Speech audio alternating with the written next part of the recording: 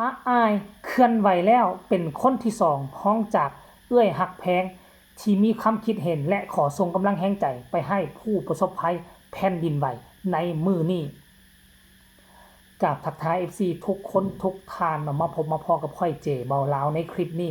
เป็นเรื่องราวข้อมูลข่าวสารเกี่ยวกับศิลปินในวงการบันเทิงเนาะศิลปินหมอลำที่มีความคิดความเห็นที่มีการเคลื่อนไหว acting active เกี่ยวกับเหตุการณ์แผ่นดินไหวในครั้งนี้วังกี้นี่เจเบาลาวก็ได้เฮ็ดคลิปไปแล้วเกี่ยวกับน้องฮักแพงทั้งฝากฟังของสาวน้อยลำเพิ่นโชว์หรือว่าสาวน้อย2นั่นเองเนาะแล้วคลิปนี้ผ่านมาบ่กี่เท่าใดนาทีคือน้องอายก็ได้ออกมาเคลื่อนไหวทันทีทันใดห้องจากเอื้อยหักแพงซึ่ง2คนนี้เป็นศิลปินน้องใหม่เป็นหมอลำน้องใหม่เอิ้นว่าเป็นขวัญใจมหาชนของคนในยุคนี้ก็ว่าได้นะท่านผู้ชมเนาะทักทายสบายดีกันในคลิปนี้ก็ช่วงมืดๆค่ำๆพวกเฮากำลังอยู่ในช่วงเขาเอิ้นว่าควรเสียควรลงควรอ่อนในภาษาลาวกับภาษาอีสานเขาว่าแล้วนี่เหตุการณ์นี้ตั้งแต่ค่อยเกิดมาน่ะค่อยเคยเจอแผ่นดินไหวนี่2ครั้งแต่ครั้งหนึ่งตอนนั้นค่อยอายุประมาณ 3-4 ขวบแต่ค่อยบ่รู้สึกอีหยังแต่ว่าค่อยก็ฮ้องก็ให้เพราะว่าคนอยู่อ้อมข้างค่อยขอห้องเขาให้ค่อยก็เลยให้ไปตามเขาแต่ว่าครั้งนี้เป็นครั้งที่ยิ่งใหญ่ที่สุดที่ค่อยเคยเจอมาและเป็นครั้งที่ยิ่งใหญ่ที่สุดในบริเวณประเทศอาเซียนของพวกเฮาและเกิดการสูญเสียที่หลายที่สุดจนเฮ็ดให้คนทุกวงการพากันร่วมแรงร่วมใจออกมาแสดงความคิดความเห็นและพากันส่งกำลังแรงใจแล้วมาเบิ่งดูว่าตอนนี้ไปนี่อีกมื้ออื่นมื้อฮื้อนี่มันจะมีวงการบันเทิงโดยเฉพาะคือวงการหมอลำเขาจะออกมาแอคทีฟพากันสร้างขบวนการหรือจัดคอนเสิร์ตระดมทุนไปช่วยเหลือบุคคลที่ได้รับผลกระทบครั้งนี้หรือบ่เนาะท่านผู้ชมเนาะมีมากหน้าหลายตามีหลายคนศิลปินหมอลำก็ได้และหนึ่งในนั้นก็มีน้องอายเป็นผู้ล่าสุดที่ออกมาเคลื่อนไหวแบบนี้เนาะเดี๋ยวค่อยจะอ่านสู่พวกเจ้าฟังเด้อ44นาทีที่ผ่านไปเนาะอายเขียนว่าอีล่าขอส่งกำลังใจให้พี่น้องชาวไทยทุกคนอยู่รอดปลอดภัยจากแผ่นดินไหวนะคะน้องอายุเพียง12ปีน้องอาจจะบ่ฮู้เรื่องราวอีหยังต่างๆโดยละเอียดโดยซ้ำไปถึงน้องจะเห็นข่าวแต่น้องก็อาจจะบ่เข้าใจข่าวแต่น้องน่าจะฮู้เพียงแต่ว่าแผ่นดินไหวแล้วมันมีผลกระทบอย่างใหญ่หลวงอาจจะมีตึกถล่มน้องก็เลยออกมาโพสต์ลักษณะแบบนี้คนอายุ12ปีเคลื่อนไหวแบบนี้นี่มันน่ายกย่องอีหลีได้ท่านผู้ชมเนาะเด็กน้อยคนเดียวอายุส่ำนี้แบกโลกไว้ทั้งโลกน่ะเหตุการณ์เคลื่อนไหวเหตุการณ์เลวร้ายเคลื่อนไหวอยู่ไสน้องเอาใจใส่คือน้องบ่เอาใจใส่เพียงแต่วงการหมอลำคือน้องใส่ใจ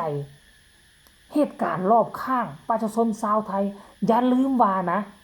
คนที่ไปอยู่ในตึกอยู่กำลังก่อสร้างส่วนใหญ่แล้วเป็นคนภาคอีสานส่วนใหญ่แล้วเป็นคนลาวคนอีสาน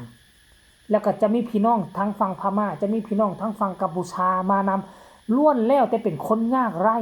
และโอกาสที่จะได้เป็น FC ของฮักแพง FC น้องอาย FC ขององค์อิงมันมีหลายเพราะบุคคลเหล่านั้นเป็นบุคคลลากยากบุคคลทุกบุคคลยากส่วนใหญ่แล้วคนทุกคนยากจะมาเข้าถึงวงการหมอลำหลายเพราะฉะนั้นแล้วการที่บรรดาศิลปินวงการหมอลำออกมาเคลื่อนไหวในครั้งนี้นี่ก็ถือว่าเฮ็ดถูกต้องที่สุดแล้วถึงว่าเขาบ่เป็น FC หรือจะเป็น FC ก็ตามเฮาต้องออกมาเพราะว่าเฮาเป็นคนมหาชนเฮาเป็นศิลปินเป็นคนมหาชนเป็นคนสาธารณะเพราะฉะนั้นแล้วเฮาออกมาเคลื่อนไหวแบบนี้มันก็จะเป็นผลดีต่อตัวท่านและก็จะเป็นผลดีต่อบุคคลที่กำลังเจอกับปัญหากำลังเจอกับภัยและกับผลกระทบในครั้งนี้เพราะฉะนั้นแล้วค่อยขอย่องยอสรรเสริญแล้วก็ชมเชยทั้งอายแล้วก็ทั้งเอื้อยฮักแพงหลังจากที่น้องอายเคลื่อนไหวโพสต์แบบนี้บ่กี่เท่าใดนาทีคนมากดไลค์ให้ 2,000 กว่าคนมากดแชร์ก็หลายแชร์ที่สำคัญบรรดา FC แฟนคลับเข้ามาถล่มคอมเมนต์เดี๋ยวค่อยจะพาทุกคนเข้าไปเบิ่ง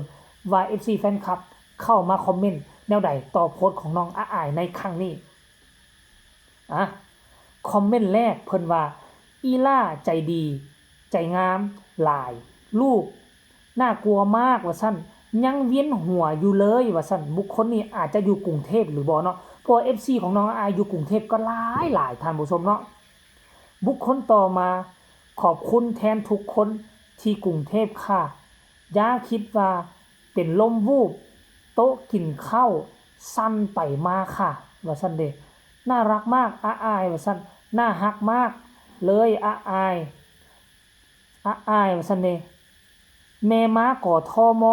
พอดีเลยได้พบเกิดขึ้นแม่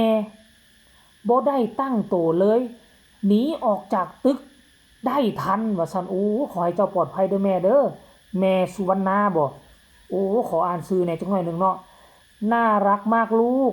โพสต์แสดงความห่วงใยพ่อแม่พี่น้องๆเราคนไทยด้วยกันต้องแบบนี้ซุปเปอร์สตาร์มหาชนขอปาฏิหาริย์มีจริงให้รอดปลอดภัยทุกคนทุกท่านนะครับว่าซั่นเด้มาคนนี้อีกเป้ายาวแท้น่ารักมากค่ะที่แสดงน้ำใจห่วงใยพี่น้องร่วมชาติย่ากำลังนั่งปั่นเพลงให้หนูอยู่เก้าอี้โยกไปโยกมาตกใจนึกว่าเป็นลมว่าซั่นเด้โอ้ยนางเอกน้อยเสียงเป็นตามันหยังเสียงเป็นตาออกลายว่าซั่นเด้ออกลายน้องอะอาย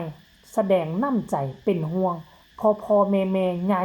ยายลุงป้าน้าอาพี่น้องๆรวมชาติขอให้อยู่รอดปลอดภัยสุดยอด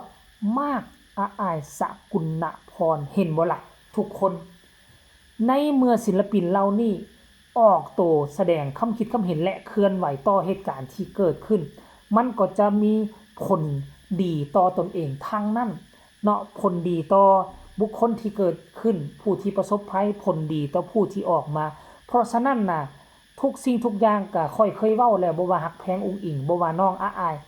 ถ้าเจ้าอยากมีกระแสเจ้าต้องอยู่ในกระแสเจ้าต้องอยู่ในโลกโซเชียลอย่าสู้ให้ตนเองตกหล่นออกจากวงโคจรของคำว่ากระแสเพราะยุคนี้เป็นยุคแห่งโซเชียลถ้าไผหยุดบ่สร้างกระแสให้ตนเองคนนั้นจะบ่สามารถทำมาหากินอยู่วงการนี้ได้เพราะฉะนั้นฮักแพงและน้องอาอายเฮ็ดถูกต้องที่สุดแล้วที่ออกมาเคลื่อนไหวต่อเหตุการณ์แบบนี้ส่งกำลังแห่งใจจากฝั่งลาวไปสู่ฝั่งไทยและให้พี่น้องชาวพม่าเช่นเดียวกันคลิปนี้ขอฝากฝังไว้สำนี้ฝากทุกคนกดไลค์กดแชร์กดติดตามเพื่อจะบ่พลาดในคลิปต่อไปใครมีคำตำหนิติชมคำคิดคำเห็นก็สามารถส่งมาใต้คอมเมนต์ได้ลาวเฮาก็เจอแต่ว่าเจอน้อยขอให้ทุกคนปลอดภัยสำหรับคลิปนี้ขอกล่าวคำว่าสบายดี